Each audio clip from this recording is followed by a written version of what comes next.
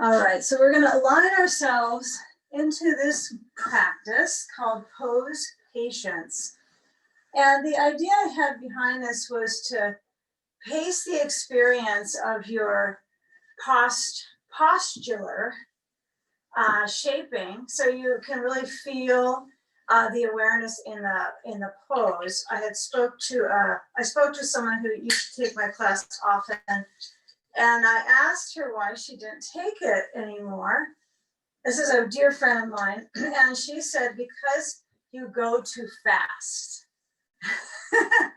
So I thought, oh, okay. So, dear friend, my friend Dina. So I thought, well, I'm going to learn something and see how this goes today. So I want to use some of that constructive um, awareness in this practice today. So we're going to take our seat in front of our bolster. We have restorative in mind, but when you align your bones here with the knees positioned open, your feet together, the back of your pelvis nudged up next to the bolster, you're kind of presented with a balance in your midsection. And what might help us with this midsectional elevation and reversal of the forward gravity pull is to work a bit with our back bending. So we're going to take a belt, and it's a pretty small-ish loop right now. It's not gargantuous, but I'm going to take it over the tops of the feet, and my feet are together. You've all been in this Supta Baddha Konasana version, but when you pull your belt back, you might want to have a little more security, pose security, by crossing the belt and then place it across the ankles. So I take the belt in this regular wide loop, and then I cross it, not required, but it might be interesting for you when you're aligning the hips. Okay, so let's come into this Supta Baddha Konasana with sand on the side. Now slide the belt so it's quite low, perched at the eyebrows of the buttocks. And as you guide your spine into this kind of nice arch and reach through the waistline, you're going to possibly pivot your blocks so they contour beneath the thighs so you can feel them on the actual thigh piece of your leg. And it's nice to kind of dissect the arena of a leg, because the position of your leg has a lot of influence right into how you pitch your body forward during the day, how you round. So we're in a complete field of kind of reassigning our structure right now. So we'll take the brain to rest on the blanket. I want you to cross the right arm over the left. So you're giving yourself almost a hug with the right arm closer to your chin. Intertwine the arms, so it's an arm twist to stretch through the shoulder and the back of the rotator cuff. And then when you have that hook of the arms, I want you to motion your elbows towards the back of the space, like they're towards your face, and take a few cycles of moving your elbows a little bit up, a little bit down, and then just finding that balance of the weight of your arms kind of sinking in towards your body. Take a few moments here to feel the belly surge on the inhale. The diaphragm moves down. And then on the exhalation, you'll likely feel the abdomen sink back towards the spine. Change the arm crossing. Keep it simple and specific. So I unwind that side and bring the left arm over the right. So I hook close to the elbows and then intertwine the arms and feel if there is some challenge in the shoulder that resists the position. Then take a modification. Take the hands around to the shoulder blades and give yourself a hug. See if that will kind of start to open up your back, or intertwine the arms to more of the twist And then we're starting to get some circulation in our arms. And then that's going to funnel into the heart. Right, so the idea with arms and legs in many of the poses, certain ones, that this focus is bringing that blood flow back in towards the heart in inventive ways. Now, as you kind of pump the elbows up towards your face, unwind, take a bag of sand and apply it across the ribs where they intersect, so it might feel a little chesty, right? It kind of feels like I just put the sand on my chest and I'm trying to get it to rest on my chest. So let the sand rest on chest and then reach your arms back individually or together, holding your elbows. Try them both on. And if this blanket under your head is feeling a little bit too much budge in your neck, kind of lifting it up, then you can remove the blanket. It's not a necessary item. The props are there to kind of lift you up and support you, but sometimes they feel like a bit of a nag in a pose. So if you want to remove any props, you can always take that opportunity in your home practice for certain. Now, if you try to bring your hands to hold your elbows, find that essential touch around to the elbow tips and change the crossing and get that feel when you hold onto the elbows. A certain degree of circulation in the arms, and maybe it details into the armpit or the very peak of your arm, the shoulders and the rotator cuff. And I want you to kind of ascribe some awareness, feel where that is in the top of the arm, whether the arms are independent or they're connected. And experience a deep breath. So that's the focus of the belly moving down and up, so the diaphragm descends properly. And then as you exhale and the diaphragm ascends up right below the heart and the lungs, we're going to remove the arm connection behind us and then bring the hands to rest beside you.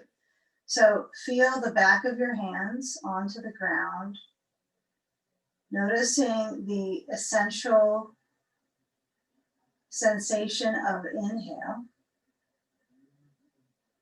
and the relationship to the exhalation, and maybe feeling that connectivity to others in your practice.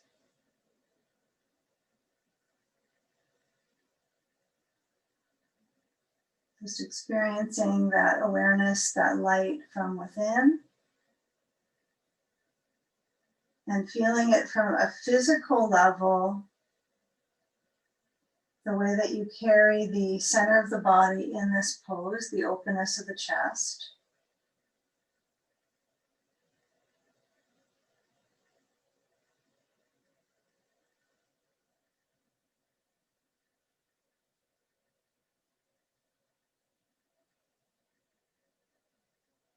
Now purposely start to slide the hands in closest to the sides of your mat so they're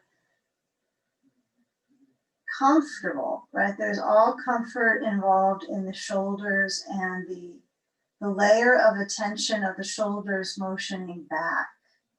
Now, can you keep your shoulders, kind of bring them some direction? There's two directions with the shoulder packet. I think of it kind of a shoulder packet of muscles, right?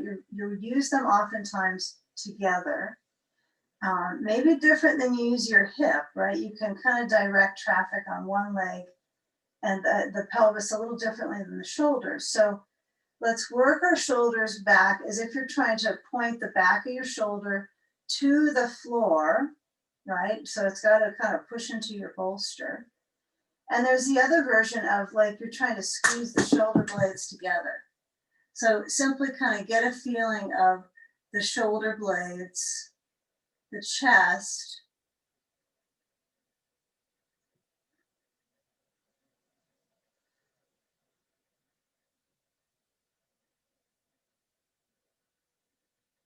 And now you're going to relax the grip on that sense of moving your shoulders back. And we're simply going to slide the sand away and then unbuckle. And first, I want you to slide that belt actually off. So if your belt is just a little layer underneath, you can unbuckle and usually kind of push it a little bit off to the side so you'll be able to grab a hold of it too.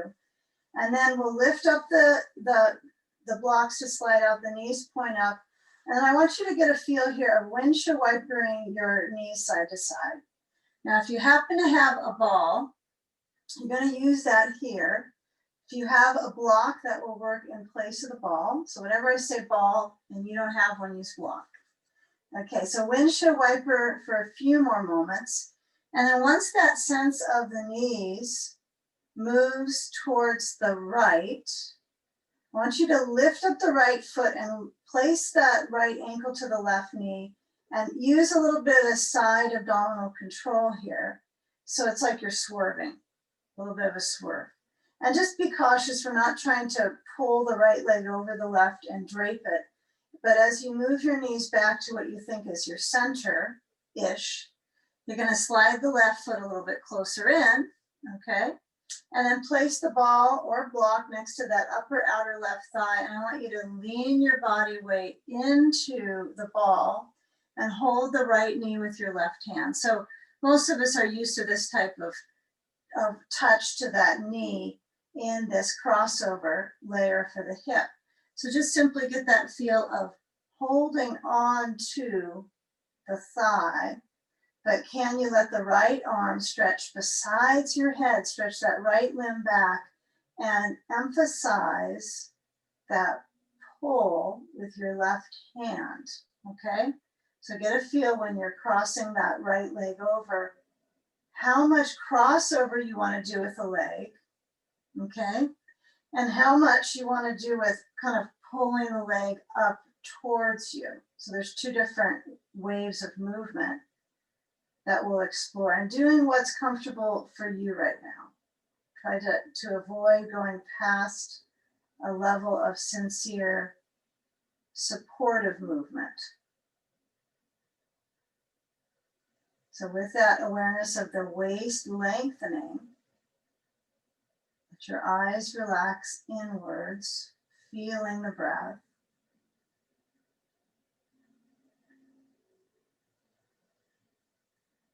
Now, can you let go of the knee and then bring both arms down so the palms are open besides your mat. And then as you start to monitor moving your legs back into center, uncross, change sides, left foot to right, and you might swerve the knees over to the left side before you kind of launch into your project of placing that ball at the upper outer right thigh. A block works, a towel works. You just want to have it so there's something next to your outer right thigh, right at the hip bone, so that when your legs start to lean to the right, they don't drop all the way to the floor. So you have this resistance kind of hip package that you're working through. So you're creating this frame of circulation through your hip. And it is valuable if you do a decent amount of hip work, kind of hip workout, range of motion, you will likely feel some support and release of tension. So hold on to the left knee and reach the left arm back. Keep in mind if there is, a layer of discomfort that comes in, please use a modification that comes to mind for you. Right? It might be not to grip onto the knee for some of us. It might be to take it easy and just do a mild position with that, without the hand on the knee and the left knee open here. That could be an option too, or that's option 2. Let your left arm continue to feel that reach besides your head and placing some energetic pull through the ribs It's interesting when the ribs don't have anything under them to help you stretch along the opposite rib cage. So just think of the back ribs have a platform right now, and your skill of creating that feature of length is what we're going for here. Reaching, fulfilling that breath. It's so basic and simple. So let the eyes rest. Now start to release the left arm first out to the side and down, and then the right hand relaxes its grip. Now when you move the knees back in center, you're going to uncross, and I want you to take a block under your pelvis and move the blanket away. Okay, where's that belt? Get a belt. Have that belt across your chest, and then apply your sand on the hip, the brink of the hips here. Hip bridge, okay? Hip bridge. It's a hip bridge pose, okay? Hip bridge. So I have my sand across, and my heels are going to actually kind of dynamically reach. So I'm reaching through my heels like they're scrubbing my mat. Heel scrub. Now when I push down my sand, I'm actually trying to energize the base here. Okay, kind of what I'm doing here for my practice, this base. So my back arch is still lightly aware, and I don't want to try to push my back to the floor like I'm reversing the curve. So I want you to let the curve occur in the back. If your knees feel hyperextendish, take the feet a little wider. You know, don't back off on widening the feet out, even though that you still want toes up. It's okay if that feels better in your back. If your back is tight, your feet need to go wider. Take a hold of your belt, not your sandbag handles, and stretch your arms overhead. Hold on to the belt. Feel where that radiance is, and especially the interest in holding the belt quite wide. So you're almost feeling even with the chest. The arms are another factor. They may feel even, they may feel differences in different parts of the arm. So feel the backs of the legs, maybe rock a little bit through the heels or let them be dull, and experience the moments here of resting and returning the body to balance. Each pose has an opportunity to support the body.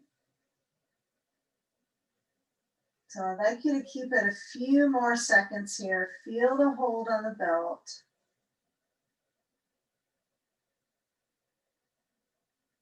Okay, now can you bring your belt up over your chest so I still have the same width with the grass? And I'm going to move the belt down actually to lie on my chest, and then grab the belt a little closer. So if I put my hands up to my shoulders, I got a guesstimate of the width of my shoulders this way. So I could even just put my belt right up at my shoulders. I want it wide as my shoulders. And then I'll hold the belt over the chest to shoulder width, just shoulder width. And then stretch the arms back. So if you go speedy to this position, you might miss some of the outlet of range here for your arms and your ribs. So take a few moments pumping this one. So you're going to have your arms over the chest, straight up to sky. Inhale, exhale, back overhead. Take a few more of these. This is to warm us up actually for side sage. So we're trying to get the chest, the ribs, the movement pattern in our rib cage. And the last time, especially since the whole front line of the body is exposed, try to bring your toes so they point up, get the feet flexed, feel the arms range back. Okay, now can we keep this awareness in the ribs? I know the hips are going to be the movers coming up. but kind of still feel the cabin, right? The rib cabinet, you could say, trying to keep that open and warmed up and vibrant. Okay. So you're going to let go of the belt, and I want you to let your arms release down. And actually, what we're going to do first is a sleeping stage. So I have to take that instruction a little bit, slow it down a tiny bit. You're going to move your sand aside. Now, when you lift your hips up and you come into this twist, there's going to be no sand required. So you're going to roll left, you're going to turn, and you got your props ready. So they're already there. No need to change your bolster. You might move your blanket on top of your bolster, but can you lean your ribs down? So this rib connectivity, right where they intersect, is what you want to feel touching into the bolster, and kind of maintaining that circulation in the belly. Turn your head left or right, whatever's comfortable. And we'll be here just about a little bit under a minute. So just feeling that rotation in the rib cage. Let the back of your hands rest maybe on the floor, palms open. You might feel more comfortable with your palms down. You have it, yeah. So it's that sleeping sage pose. So it's a twisting pattern. So we're still trying to process it for a few more, but feel where the movement of the shoulders is actually rotating downwards towards the floor.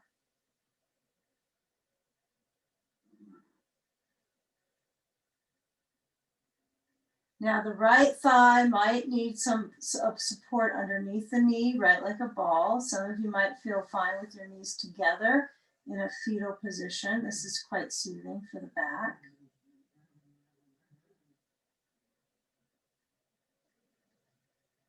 Okay, but get a feel here how you can use your props underneath you to guide the movement of the breath. So as you inhale, you're actually trying to move the energy of the core down into the bolster. We'll just dabble in that one for today. Just a little dabble in this twist. Dabbling twist. Okay, now bring the hands so if they're kind of reaching back, notice the reaching potential of your back muscles and your arms. You're going to slide the hands down so they're right out from your chest. Now try to keep a pretty wide reach with your hands. I don't want them to be so positioned out. It's like seal, right? Like the seal upper body pattern.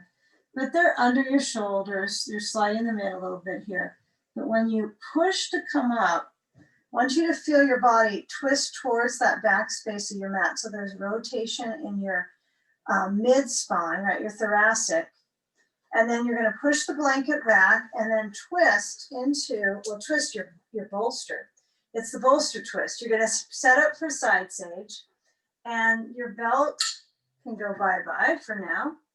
And as you put your blankets in this nice stack for a quarter fold stack of blankies, and take a block overhead, be high on the block, right? Let it be high up so you don't get surprised at not having enough support. And then you'll use a ball or a towel on the inside of the right leg, perhaps. And when I center on this one, from having the body rotated this far downwards, I'm going to try to revolve it a little bit and then let my head rest onto that support. Yes, I know I need my sand soon. So you might already be aware of get the sand on or close to you. And sample sand emphasis. Is it feel good to have it at all? If it feels helpful on your ribs, but it's hard to get a breath in, then that's not going to be useful for this practice today. You might be better off with the sand on your hip. So some of it gives us a little bit of insight as to where we're at with our lungs and our respiratory muscles. If you get that sand really high in your ribs and you're having a little bit of a challenge with your breathing alignment, right, the equilibrium of your breath, or I like to call this pose equilibrium with the breath. Then you'll want your sand lower if it's tough. So we don't want to make this a tough time. You're already going to get enough out of the full sequence for your respiratory muscles. So find where you can challenge yourself on your own terms. And then once you get into this shape, when you're settling in, use the props so that you can actually relax into them. Right? Your head is resting into the blankets. Maybe you're on the back of your head, maybe you're turned in. Breathing slow.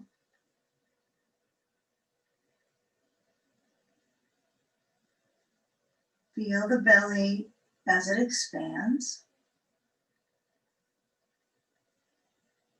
And then noticing if that felt sense is at the belly level, or if you can move it up to the ribs as the breathing, the costal, the intercostal breathing. Yeah, and if this arm overhead is really causing you too much influence there, it's just a lot, then you'll bring that arm beside you. It doesn't need to be causing a deeper pose if it's hurting you or it hurts your shoulder, right? So you might need that block to be in a different kind of status next to your overhead. It might be a little farther down. And some of us might want to kind of tuck in a little bit here and turn our head so we're more to our ear, and let the eyes close and take a short snooze, okay? But feel where that awareness is lining your rib cage and centering the back of the spine.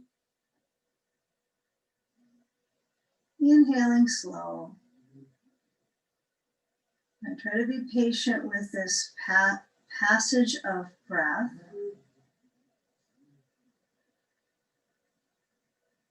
And feel where the weight of the breathing sensation falls into the connection of the organs. So you are aware of that massage of the organs.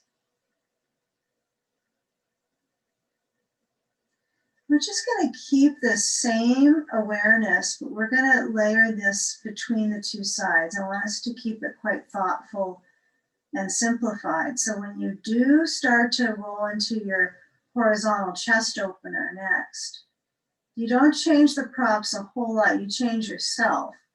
So when you take that sand off, you're going to go at your own pace. You might stay in that pose a little longer, but I'm going to roll into my back. I'm going to try to keep my back as close in line. So the back of my pelvis is nudged up closely. And personally, a mountain brick pose for me is difficult on my back. I need a block under my pelvis when I come into the shape. So this is an in-between sides pose. So if you found that you don't need a block here and you can put your seat on the ground and take mountain brook, that's okay. You don't have to have the block. If it seems a little more comfortable for your back muscles to have that balance, then use it. And adjust your blanket so that 1 or 2 blankets under your head. If you want to go a little less, try for that. I'm going the most basic and comforted I could. And we'll give a few moments here without sand and feel some movement of your hip joint into your low back. So start to move the right knee to your chest and feel the left foot on the floor. When you feel that left foot on the ground, can you kind of draw a line that's imaginary line from the inside of the right knee down to the inside of the left knee? And you want to try to move that right knee a little closer into that line, okay? And then you're going to change sides, right foot down and draw the left knee in, okay? So get a feel for that change in awareness, if there is any in your back, or if it's about the same, but you just moved your knee. Really try to draw that left knee in.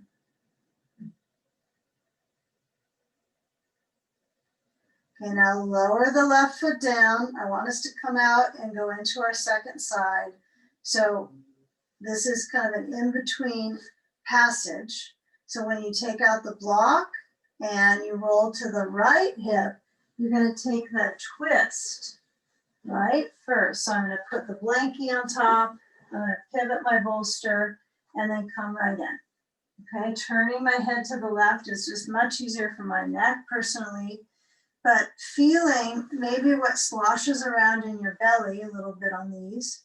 The twisting patterns really are quite strengthening for the diaphragm because it promotes that intra-abdominal pressure, right? So when you have that little bit of squeeze into that core piece of the body, monitor relaxing your head. I'm going to pivot mine in the direction I don't normally, just so I can see to everyone.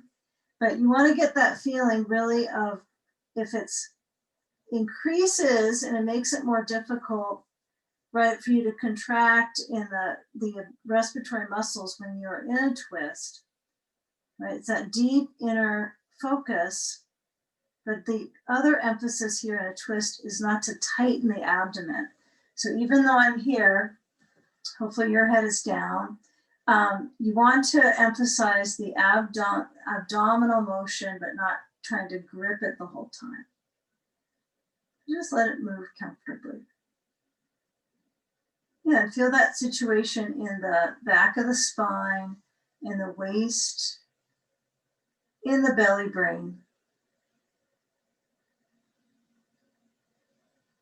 Yeah, notice if there's a reality in the legs that needs to change. If your knee doesn't like this shape, you can bring the left knee next to the right knee, kind of hug them together. Surprisingly, how a comforting position like that can make a difference, knees together. Okay, now palms could be open or down. I imagine if your head is turning right, you're likely bracing with your arms a bit. Okay, if your head is turning left, there's a little less bracing with the arms.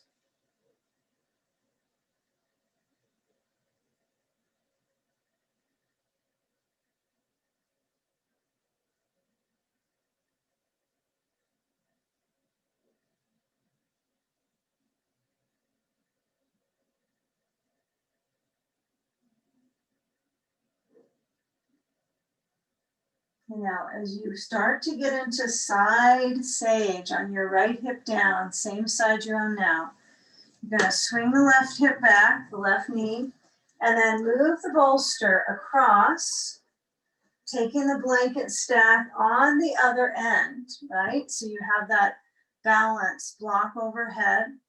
And as you start to motion your waist into the side angle, it's not any different than if you were standing and taking a big side reach with your arm and trying to get that whole layer of your waist to stretch. But the opportunity you have different on the floor is that you can maybe get some stretch in the front of your left hip, right, into your hip flexor and the psoas.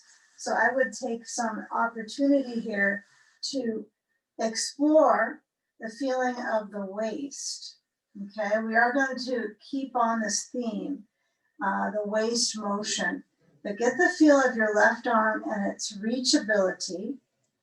And if the block is there, I would use it if it's helpful for you. If you like to wander with your hand and your arm radiating open, that's okay.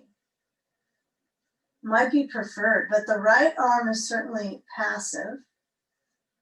And it plays a role in that sensation through the back.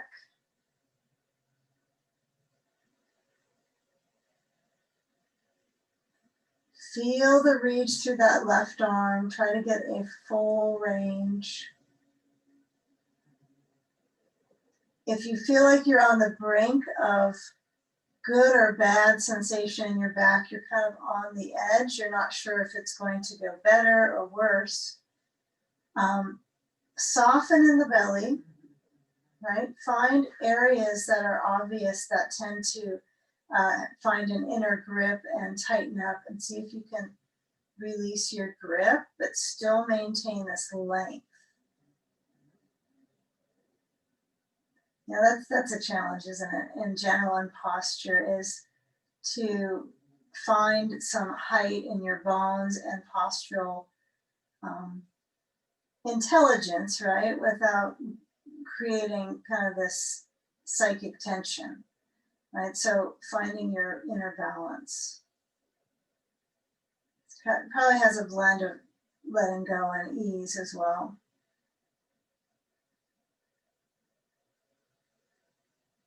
So with that length on that left side, can you work your hips a little bit? Maybe rock a little right to left on your side, kind of massage into the waist. But feel, if you are to move your left leg back, is that a smart move for your knee? So I would be somewhat careful. We're going to go right into this whole project knee coming up here. So just bear on the easy side here instead of overdoing it with the hip and the knee. Now, when that left arm moves away from the block, I'm going to encourage you to actually move that block that's overhead so it's placed next to your arm onto the side yard. And then we'll take a roll. If you want to span open the chest and counter spin the arm, that's great. But as you roll into that right hip, what we're going to do is start to move this whole dynamic in the spine now. So move the sand away, okay? And then come up and we're going to roll from that side. And I want you to take your bolster to the front of your mat. And as you place that bolster across the mat, you're going to lower down on one blanket under your head. So you got all your props around here. Yes, we do. But when we lower down onto our back, now that takes it's a little abrupt, right, to go from side stage to back length, but we'll get there easily. Okay. So once you arrive on your back and you adjust all your pieces of clothing to balance your skin on its back, okay, you're going to place a ball or a block between the knees, either perfect, but it's close up between the knees, right? So if I was to put this in the inner thigh, it would not be as effective on my leg structure. Well, it's effective on the lymph, the circulation into the lymphatic system. So that's different, but we're focusing first on the structure. So when you bring your knees into your chest now, I want you to feel how the feet lift. They're about the angle of the knee to the ankle, a type of thing. It's not kick them up overhead moment, but get a feel of the knee lifting, the knees lifting, I guess. Now, I don't know about you, but trying to lift my knees from this position is a little bit strange to even assess how I would do that. So I can keep this right angle. It's about as good as I can get. And I want you to actually squeeze into the ball or block. I know if you have a ball, it's going to feel a little more effective, right? Because the surface that you're squeezing is responsive, right? So you have that magnetism in the thighs. Now, when you bring your hands down by your hips to monitor your lower back, I want you to keep squeezing and squeezing and lower your feet, but try to keep squeezing. Now stretch your arms down so the shoulders don't pull up to the ears. Squeeze, lower feet to bolster, and then push down. So you go from that squeeze now to pushing into your feet. So you change the energy to inside the knees down to down into the feet. And then as you lift up your hips, take a few drawbridge positions, lift and lower, just to kind of get into your back musculature. So I really encourage you to feel if this bolster is close enough to you when you lift and lower. Does your back feel like it can iron out? And if it does, you're close enough with your bolster. Your knees might actually be a little bit over the ankles.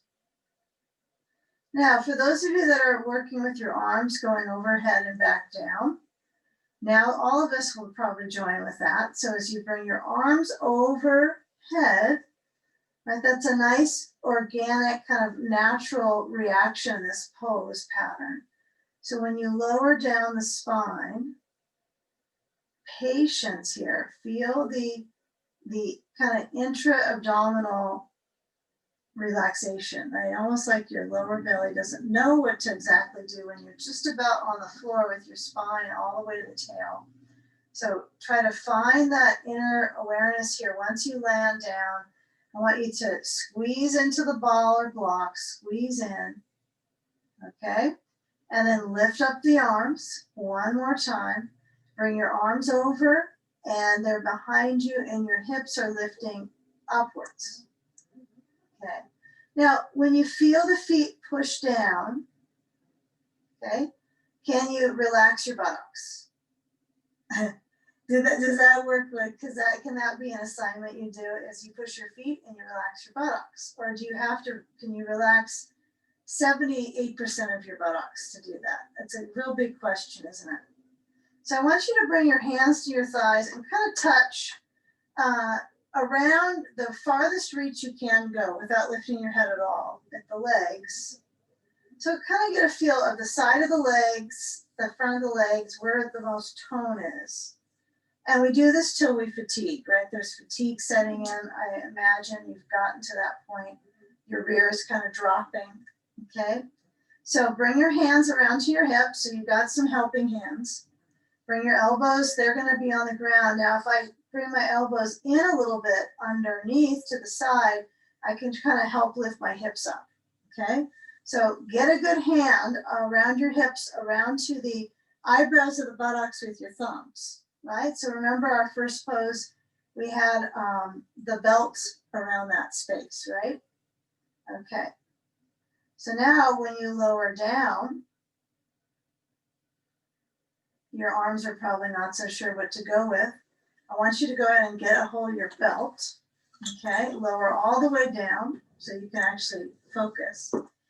And then you're gonna bring your knees in and you're gonna take your belt and place it, buckle it around your thighs, not all the way up to that sacrum, but I want you to have the belt at the top, okay? Top of the leg.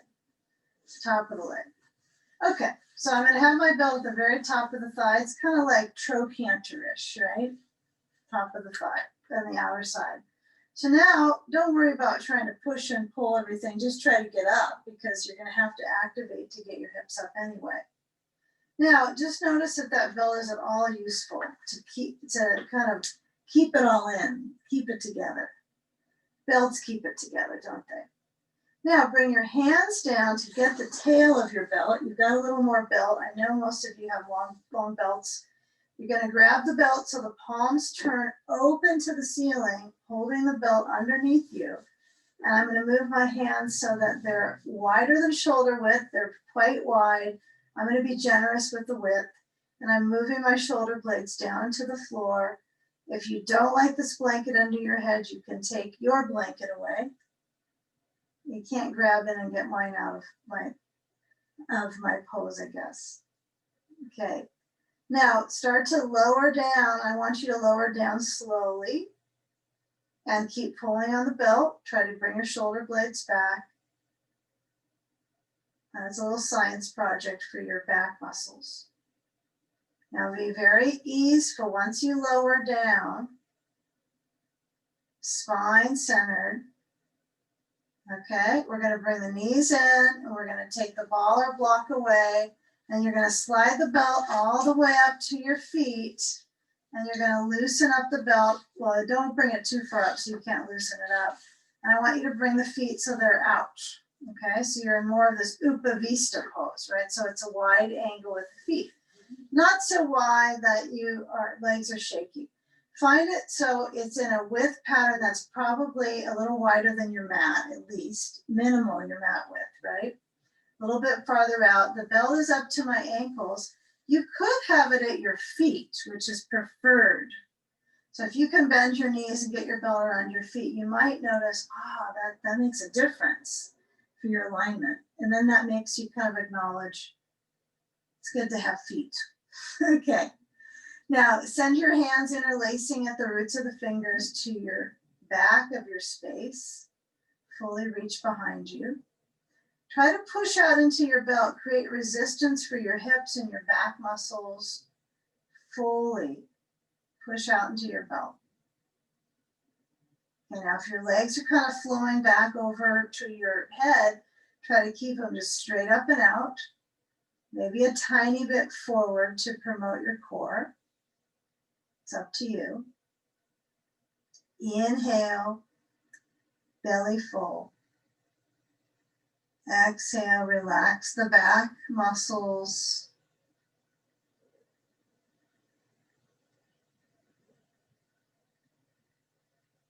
Okay, good. Now bend your knees, reach your hands separated up to your belt, slide your feet together.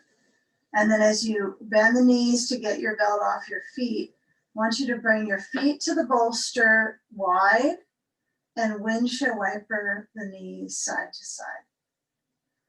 Just be very casual. Slow. Notice what is centered in your back, if it's between your shoulder blades only. And let this go on for a few more moments before we take a full hip crossover. And kind of notice that when your knees slant side to side, what occurs all the way up the effect into your hip and your ribs. So let's add on to that. We're going to bring the knees in. You're going to push your bolster to the right side of your mat. And I want you to take the bolster support under your left leg. So you're going to cross the left leg, straighten the right, and cross the left leg over to the bolster. Add a ball maybe to the sacrum. And if you decide that you need some more height under your leg, like a block, right, or a blanket is usually a good one. You don't have to have a blanket under your head. I prefer it for the crossover poses more than I do for bridge pose, but some don't use it at all. So you can opt out of the blanket at all. But if you do find your knee doesn't comfortably relax, the sand might do the trick, okay? So let's not give up on the sand hope here. So if you have a bag of sand or a bag of rice or a sack of potatoes, you could probably use something that's got weight to place, especially in this pose, on the exterior left thigh. And then just get that feel of that crossover through the back, lengthening into the hip, and then beyond, right? Past the thigh muscles, that lower leg might start to correspond with the upper leg by bending a little bit. So you have kind of this mirror bend in the lower leg as you do the top leg. Okay, and if you have multiple sandbags, you might end up adding another one or placing one across your left side of your chest to your arm. Okay, now if you're working with that sensation in the upper body to balance out, turn your head to the left and let the back of your head, the weight of it, center into the floor. It's really important here to let the weight of your head relax. Okay, let your head eyes, because that's where they are, relax into the brain.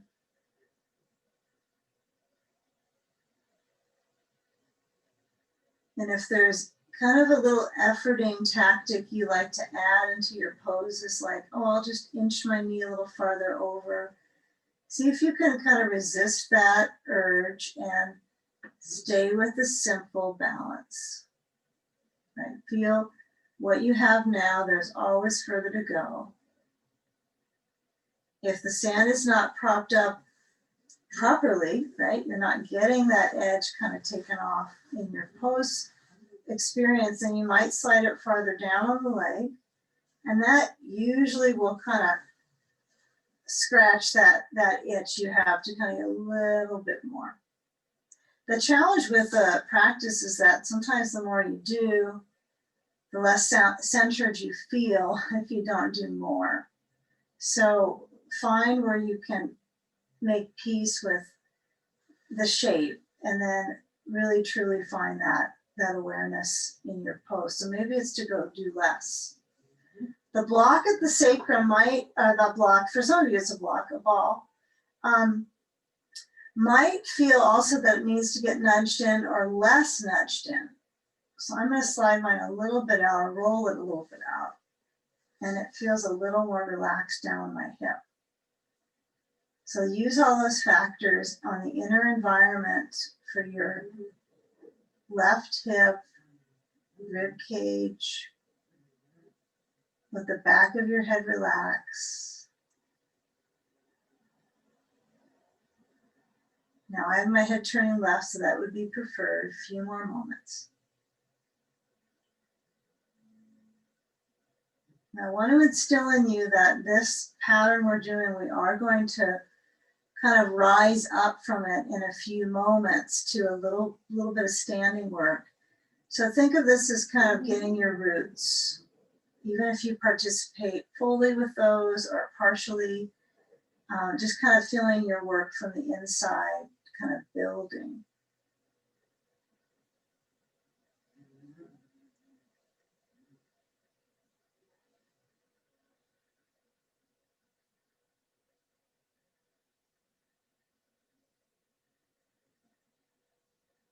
And now as you take the ball away, we're going to take reclining pigeon. So slide the sand and then roll onto back. Carefully bring the left knee towards your chest. Slide the right foot in. Put the left foot to the right knee. Adjust the back of your pelvis on the flooring, balancing.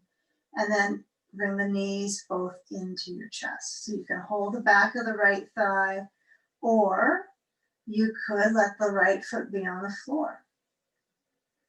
I prefer holding just below the right knee. It works for my knee fine.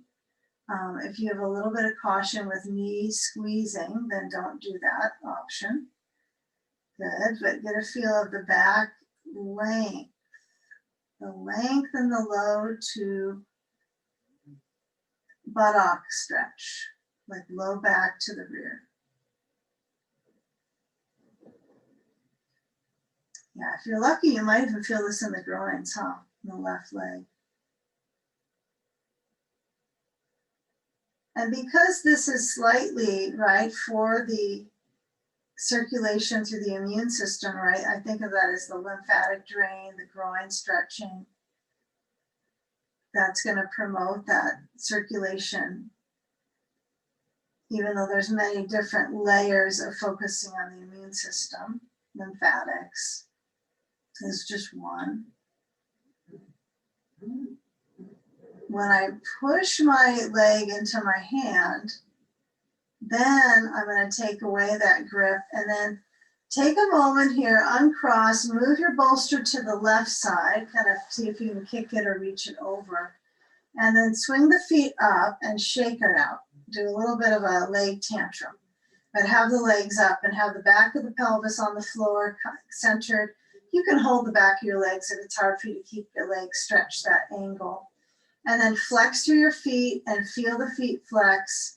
Try to work your way up into your heels. Get a belt around your feet by bending your knees, placing a belt to the bottom, and really push up and separate your knees and your leg pattern so they're in two different tracks. But feel if you can push up versus try to pull everything back with your belt. Like instead of pulling your legs towards your head, try to push up to the ceiling with your feet.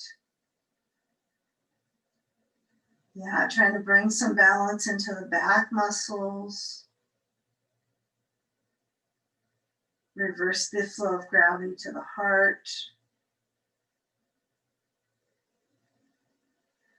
Okay, now bend the knees, just a micro bend, slide the belt off, stretch the left thigh straight down, cross the right leg over to the left. Now, let's say you start to get into the side and it feels a little cranky. You might start with reclining pigeon. That's an option if you get a crossover pose going, and then even with the ball, it just feels on your sacrum, like it's just not quite going to give in to this pose. So you can take some different sequential choices. It's just good for your repertoire of home practice skills. And then we add that sand, right? We place it on the outer layer of the skin, and we get a feel here when we stretch the right arm open that maybe you are indeed in a deep twist. Yeah, and be slightly interested in your personalization of your pose. So any of these ideas I bring up are, simply not commands, right? But they're just some ideas that you might consider in your pose options. There's not any commanding language here with the practice. So you have some suggestions, but I do find that a big suggestion for this is to feel how the right leg is kind of leaping over to the left, and then it has a resting place fully under to lift up and support. Now the ball doesn't have to stay there. The block, you can dislodge it. It doesn't have to stay entire time, but you might find it effective at anchoring your sacrum. Turning your head to the right, feeling the arms open, and especially if there's an area you feel intensity, like you sense the awareness in your hip, just to be with that. Feel the other areas it kind of drizzles around, maybe your groins. Maybe the abdomen feels a little bit of tension by trying to stay in a twist.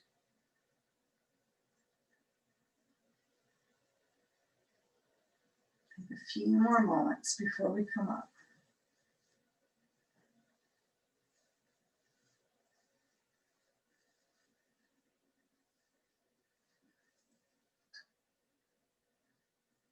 Now coming up from this one is going to be that kind of popping the knee in towards the pigeon. That doesn't sound too happy of a description. Popping into pigeon pop.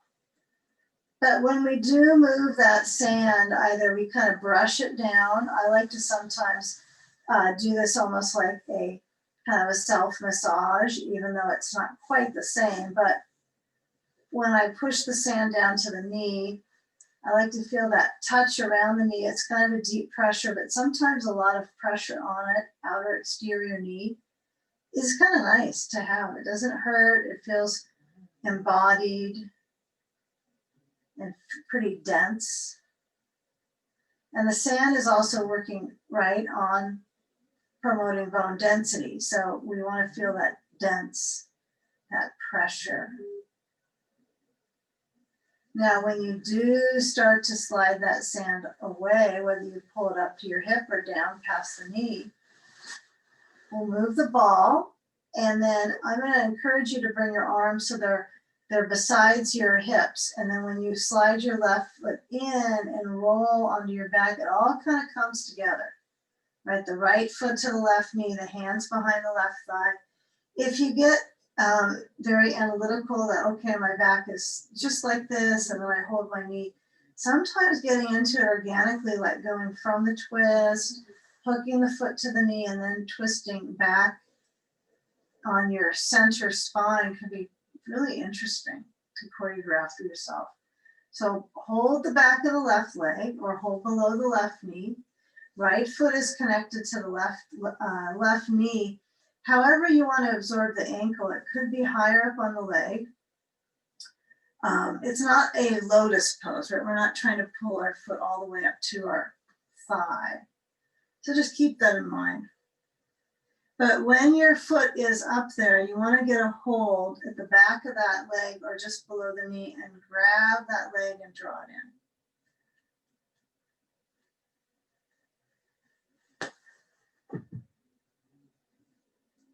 Okay, get a feel when you're drawing your leg in that the spine lengthens.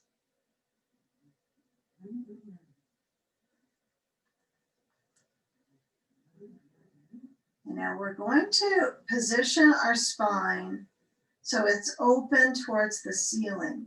So I want you to unwind this grasp or clasp, and then as you uncross through the legs, feel the spine column here on your back.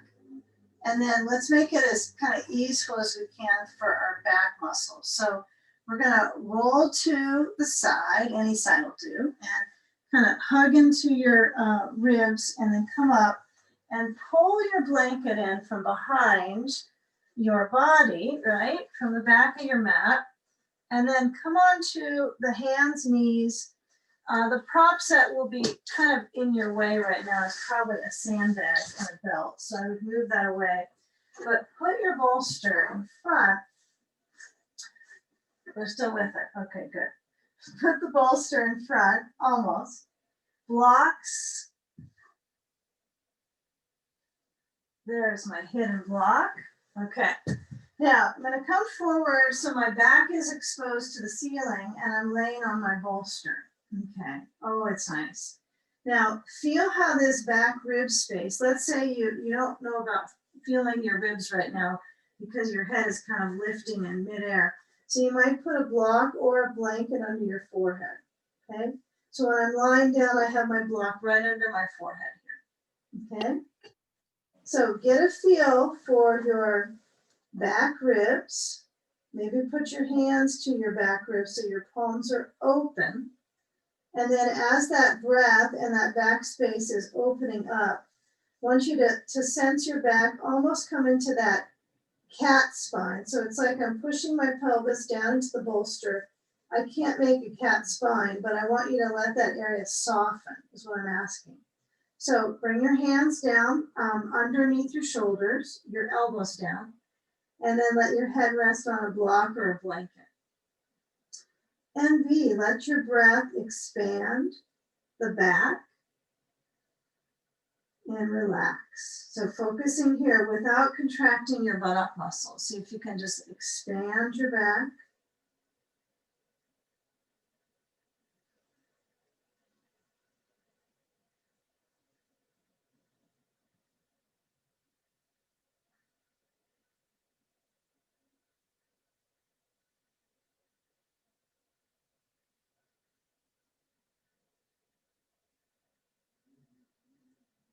You know, if it's starting to be a little bit more obvious that the back awareness is to be kind of open and calm, we maintain that generous connection to the back. We lift up our head so our elbows are positioned in Sphinx pose.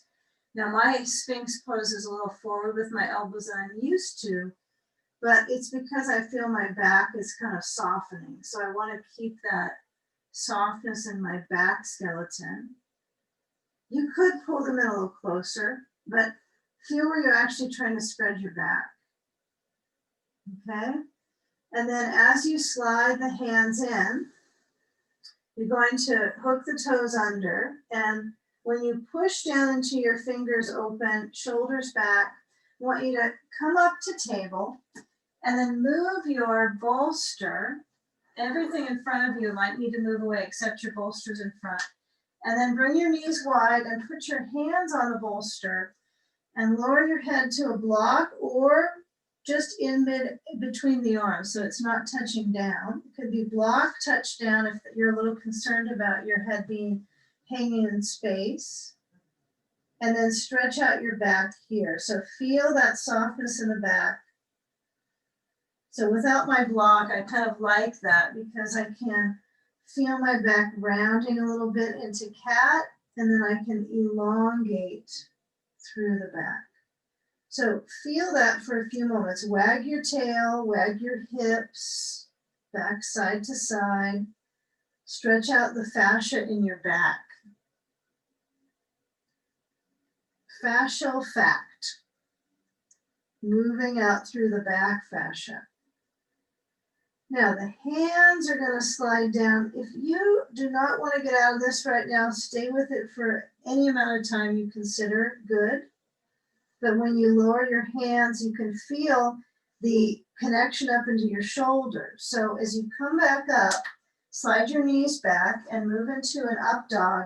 If you're feeling like, oof, that's a lot on my wrist, you can also do up dog with your hips down on your bolster and not have as much pressure in your hands, okay? And then come back to child's pose. Spine reach, head touching down. Now come forward to up dog. So round the back and come all the way through. I'm going to show the modification with the bolster this time. Okay, so continue on about 4 more times from a child's pose to up dog, cat in between. If you're going to use the bolster, you've moved to an up dog, but you're not pushing down into your hands, right? You're lifting up in your core, so it's more of a cobra. And then when you push back, you're going to have your hands a little wider. And then you're going to try to reach back with your hips and lower your forehead down. But you still come through cat, right, to move forward. You're still rolling through the back, lowering down the bolster, lifting up, but there's not as much wrist pressure. Okay, so you choose. Take one more time, whichever version you've chosen, bolster or not. Even if you're a little sensitive right now, that is helpful. Use that option with the bolster. Lengthen forward. Again, they're not commands, they're just suggestions. Okay, now when you come back to a table pose, I want you to take a couple blocks. If you've got the bolster right here, you're going to push it in front of you or to the side of your mat. It doesn't have to be in front. And take the blocks on the inside of your mat. And then place the knees close and step the left foot forwards and lift the knee up behind you and stretch that heel towards the floor with the back foot as parallel as you can make it. If it's really a tough time to keep the back leg either straight or the toes all facing forward, oh, certainly you can have a little turn out. That's realistic, especially to get your calf to stretch. So feel the amount of pressure now through that left leg, through the foot, and then see if you can rise up your blocks as high as they'll go, unless you have some sort of block that lifts up to a height of a chair. Yeah, if you do take the practice, seriously, and you have a chair around during the practice, you could use that under your hands for this pose. I mean, we're all taking it seriously, but if you feel like a little more support is granted. Okay, now lengthen through that back heel, press it down, breathe. Okay, try to focus on straight leg, lengthen spine. Now when you bend the left knee, we're going to come into a Uttanasana, right foot steps forward besides the left, feet branch out to hips distance apart, widen your stance, and then lower your chest down, taking the hands to hold the elbows and let your spine dynamically stretch. So let the weight of your head stretch the spine. Oh, it feels good. You could always take any other variations. Maybe you like to hold your bolster, hug it in, maybe the hands behind the legs. Yep. Some people like to get a block behind their heels and hold on to that block on each side. So it's kind of a very complete deep stretch, very specific because the blocks are different contours than a leg, right? They're not as contoured, right, into the calves, so it's a deeper stretch.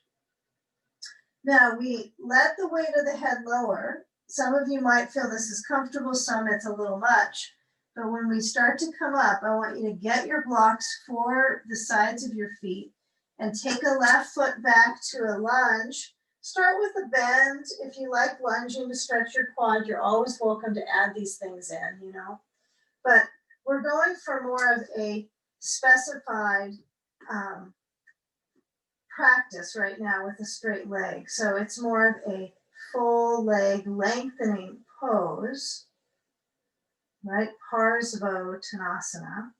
So the back heel, if it's kind of dancing between parallel and turned out, just find a pretty happy balance with those two angles. And feel the inside portion of that right foot pressing down. If you're kind of waffling between your balance, your arch on the right foot, really get those blocks up high, get them close to you. Attention into the experience of the bottom of your foot, even if it's sliding. Now we're going to maintain this element in the legs, but we'll take the left hand a little bit out to the left, bring the block on the right hand inside the right foot, bend the right knee, turn to your left, so you're going to take a wide stance, moving those feet outwards, but this one is a little different. We have the feet in that parallel zone, but relax your attempt to parallelize things here. Or not paralyze things. You might turn the toes a little in. You might have them parallel and slightly out. That's okay. So feel your version of choice and then get your blocks in front of you under your hands so there's no wrist nagging, and stretch your seat back. It's really okay if you feel more of a parallel and a tiny turnout. It's okay. I want you to kind of notice those angles all the way up into your hip joint. So lower down your head and get that feel of the motion that's stabilizing in the legs, especially if it's a little bit shaky. It is a pretty wide, expansive version. Your hands could be on the blocks. They could also shift down so they're inside the lines of the toes, so they're shoulder width, but still in line with your toes. Your crown of your head to the blanket or the floor. Yeah, the versions just keep going, don't they? Or final version option, hands holding the legs. Careful that you're not hyperextending the knees. So if they're jamming back, you need to do a micro bend and then really plug into the whole bottom of the foot. This could be called whole foot pose. Really feel the whole foot on the floor, not in your hands.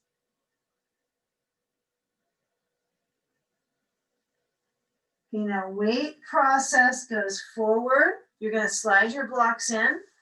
If your hands are in between your feet, you're going to reach forward and get some blocks. And then I want you to walk your blocks back to the right foot. And let's see, we got a bolster somewhere. Some of you, it's on the side of town. Some of you, it's in the front. So I want you to start to move that bolster so it's behind your right leg. And then lower down the left knee and walk your right foot over to pigeon. On the right foot is the front.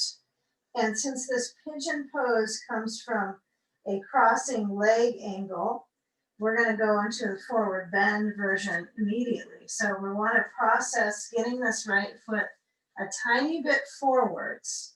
And we're all different in our knee receptivity on this. And the hip is the bigger issue. So they're both pretty interesting though. So as you lower down your elbows, you decide how you can take away that back pressure, right? So you still have spine extension, a little bit of spine flexion, and then let your head lower down. And maybe you get kind of lost in it. You just let your head lower, your head nods. That's great. And if you need to pass on pigeon, that's okay. If you need to do a pigeon pass, you could do a seated forward bend.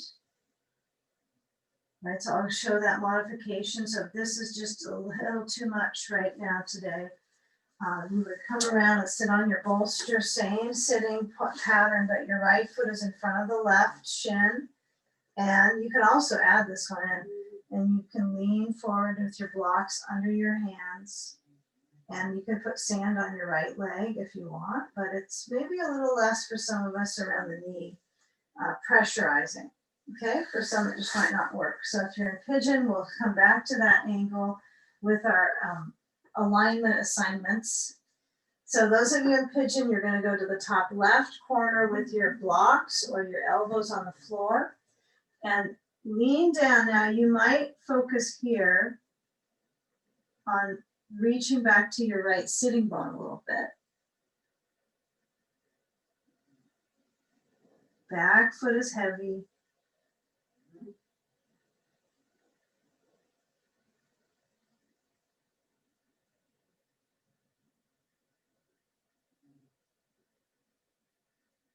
Feel the belly with the breath.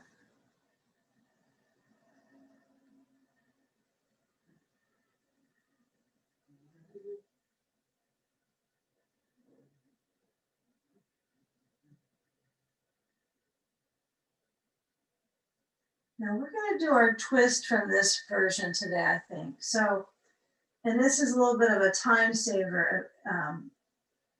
And if you're in the seated version, I'll show you a modification in a moment. But those in pigeon, you're going to have your left elbow, and you might have to pivot your block so it's right across the mat, right? So it's horizontal. But when I have the left elbow on the block, I'm going to turn my head to the right, and my right hand could be on the block, my elbow, my forearm, my hand pushing to twist. So I kind of like using the blocks for this one. It's unusual that you would use all these props to get yourself to turn. Like it seems a lot of elementary basic work, but for me, it gives me a little better load in my lats on my right side. But you might not like this. For right now, I got a horizontal block under my left elbow, and then I've got my other block on the mid height. Now I'm short, my arms are too, so it's probably a little easier for me to use my block higher on the right side. But your block might be lower and it might not be used, okay, for you to twist. So I'm pushing into that block to turn to my right. I can feel that in my hip a little bit more. If you're in a seated pose, seated cross-legged, right foot forward, right? All you're gonna work with now is left hand on right knee and twist. Okay, so it's kind of nice. It's simple. It's still a pretty pristine support for your spine. They're both good. I don't know if I like one more than the other. So you might try a little of each. And then you can report back. All right, last few moments here with the twist. Make sure the spine is long when you're twisting. Oh, that's a big deal, right? So I'm not trying to jam into my low back. I'm trying to keep long in the spine as I'm turning. That includes the head turning too. Okay, now when you shift the sides, when you're seated cross-legged, you just shift sides, you come back center. The pigeon ears, we're gonna come back center, and we're gonna change the crossing. So left leg forward, right leg back, pretty simple. Blocks in front, right thigh stretches straight behind you. Now, when you're angling into your hip juncture, your right hip, try to let your bones have a feeling of folding and moving down. Okay, so you're trying to fold, and this hip crease, if the second side has some differences, see if you can manage those differences with balancing the breath, but also the shape. So if it feels pretty stuffy in your hip, you might need to broaden out your arms on the blocks. You might need to get the blocks a little bit higher under your elbows, right? Avoid pushing into your wrists here. Okay, and maybe you can move your spine into a little cat-cow spine arch and rounding. Right, so arching and flexing to start to ease your back. Those of us in our seated position, we've gone from here, the twist, and now we're here, left foot in front. Again, you could put sand on your left thigh and you're forwards. Okay, so you're gonna go forward. You might start to go to the right when I give that direction for the pigeon ears. Just keep in mind your blocks are in front of you, right? And you have that left leg in that forward in front of the right shin. Okay, so those of us in pigeon are low, okay? We're gonna take our blocks or our elbows to the right side, so we're trying to get some length into that hip. that hip rotator, that external rotator here on that left side.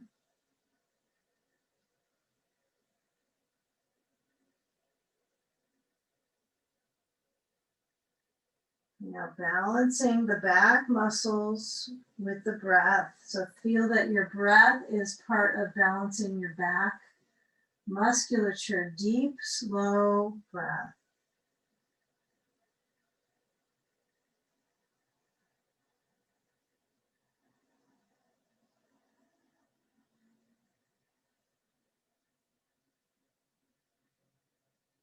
Now let's take a little bit of a twist. So we'll move our blocks back to center. Keep in mind, you might take one block horizontal and then that other block next to it a little bit out so you can twist. Now I know this twist could go further. You could bring your arm behind your back.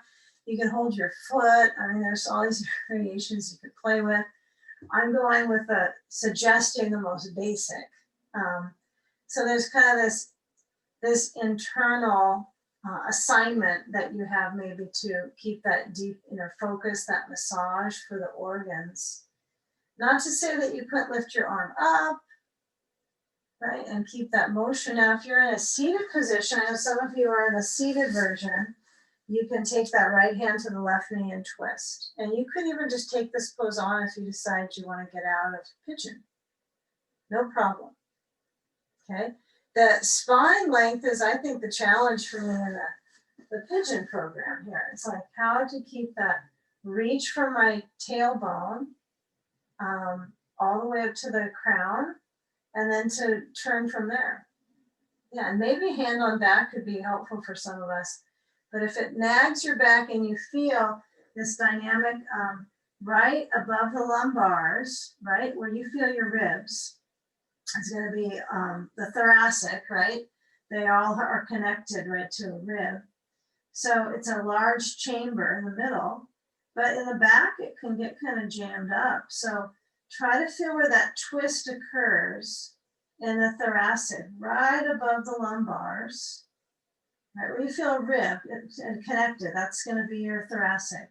So kind of feel where that twists. Okay. We're going to keep that area pretty well loaded when we go to legs up the wall or legs up your couch or your bed. So you want to feel that thoracic warmed up. So give it just a few more moments. Breathe.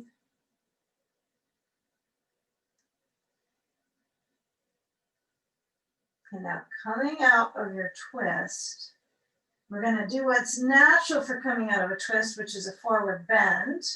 So what I want you to do is actually slide that right leg forward and then sit back on your blanket and push your bolster in front of you.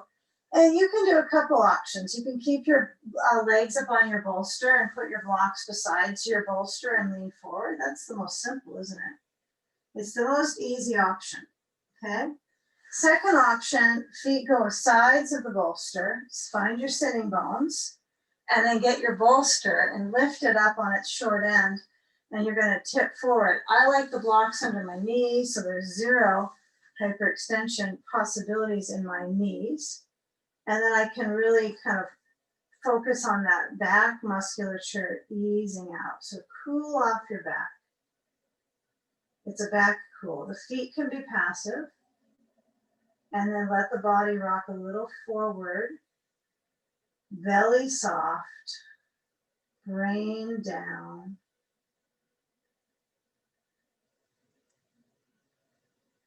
That's the post-yoga experience, is brain down. Brain in repair and recovery mode. Don't follow me. So with a few more moments here, this is Upavista Konasana. Seated wide angle. Okay, now you can lower down maybe more, up to you.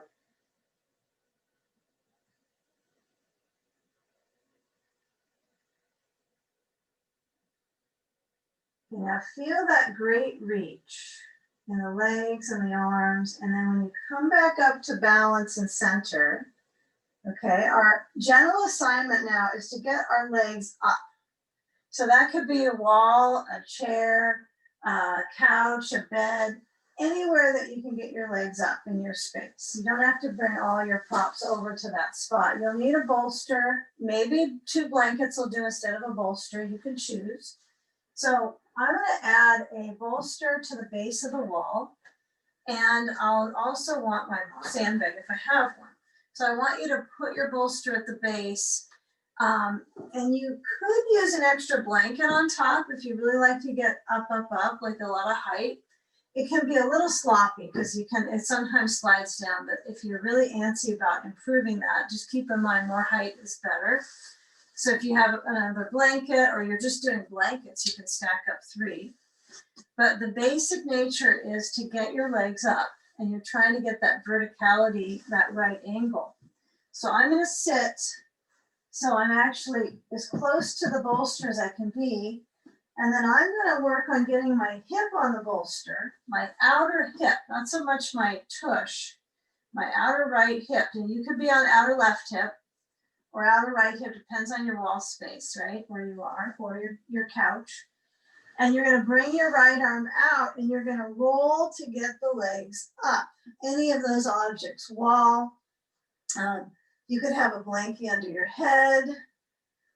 You can have a support so that the ribs get a feeling of quite a bit of expansiveness, lateral movement out. Now, as of late, I've been practicing this a little more with my seat kind of in between the bolster and the wall. So I get a little bit more opening in my ribs. So that's something you might start to entertain. You might find your legs can come together easier that way. It does require a little bit more lung. I don't say capacity, but it does take a little more lung stretch. So as you get to this place of sandland, that could be a name of one of these episodes, Sandland. So feet lift up, sand is on top of the soles. My knees have a little separation. And then the arch of the spine is very obvious here. Release your arms back, cactus or reachable. And the legs are lifted up somehow for a determined few moments here, about 2 minutes. And you want your eyes to rest back into the brain. And feeling these moments of inversion, reversing the flow of gravity to the heart, to the brain.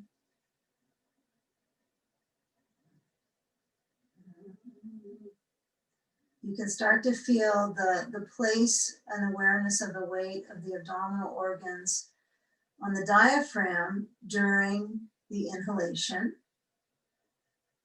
because the diaphragm must lift those organs on your inhale.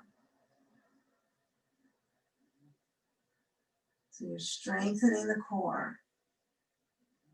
On the exhalation, gravity lets it flow back to the heart, to the lungs. And that reverses the effect of gravity on the cardiovascular system. So it brings the body into quite a repair mode. So it's a restorative pose.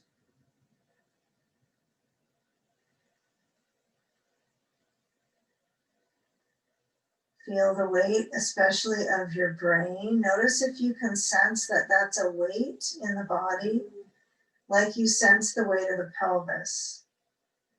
Since the brain is used a little bit more for many operations, right? You're connecting to that as a source of consistent, intelligent support.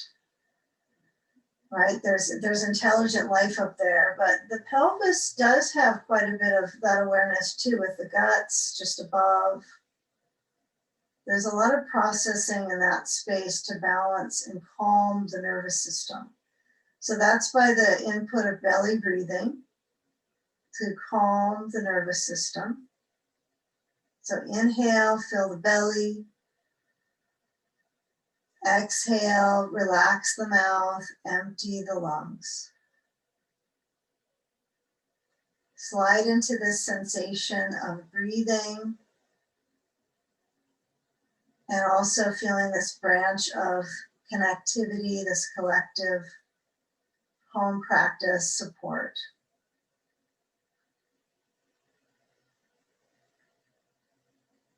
It may be out there, but it's also in here, in yourself, that you would reach out to have that support.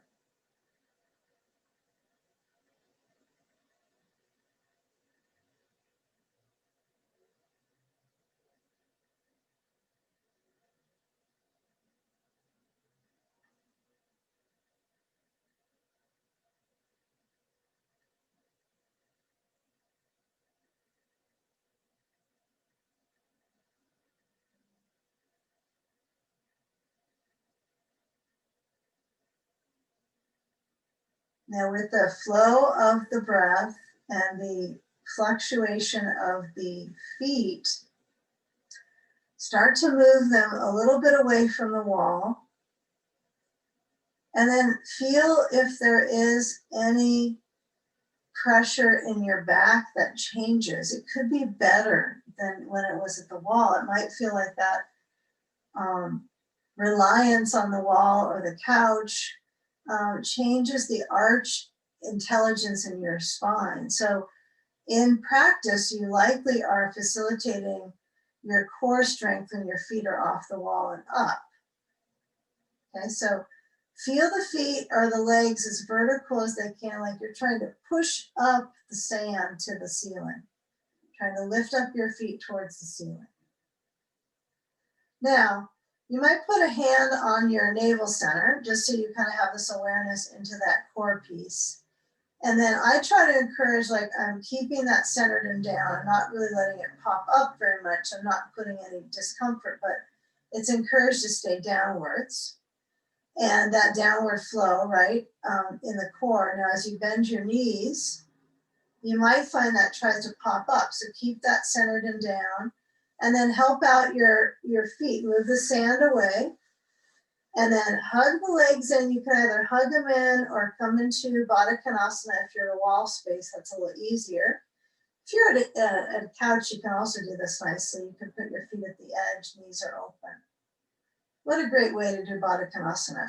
Hands are on the thighs. Your directional aim is outwards and lengthening the inner legs. Which most importantly here, you're inverted in your Baddha Konasana, so it intensifies that flush of the lymph, right, through the groins. Right, and it kind of backs up in the core, right, and then there's that exhalation, stagnation, empty the lungs. It's not that simple, but we'll consider that things are simple sometimes. And then as my hands reach to my knees, I'm going to collect the legs, casually roll the knees side to side. And then as I move over to one side, you might stay with this rocking and kind of notice that the knee does roll a little bit in that joint. Okay? Now it's subtle. When you roll to the side, you're going to come up and you're going to either sit on your bolster or your blanket. Or you can stay laying back. No one has to be commanded to sit up, but maybe some of us will connect in our home rooms here together. And so as we find a seated angle and find where the angle of your tailbone reaches up to the shoulders and then to the crown of the head, let your hands relax on the thighs. You might push into your thighs a few times. Just feel that connection of hand warmth. And then the hands warm together in the base of the heart, bowing into your heart space. Take a moment to unite our focus, receiving wellness from the practice, breathing in, exhaling slow, bowing into the space behind your heart. In gratitude, namaste. Thank you.